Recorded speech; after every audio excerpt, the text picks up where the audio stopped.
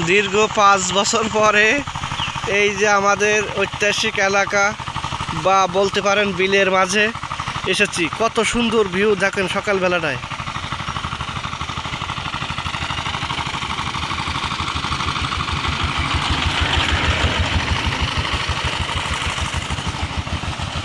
মনটা যেন জড়িয়ে যাচ্ছে।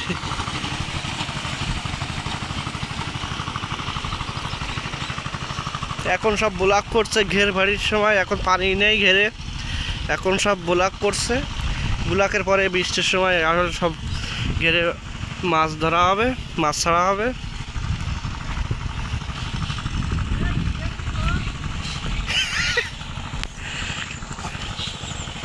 ওই যে আমার যে ঐতিহাসিক কাকু যাকে আমরা অনেক মিস করছি,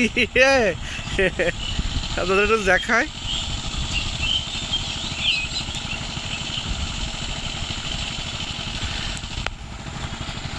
ধন্যবাদ, পরের ভিডিও আবার দেখাবো।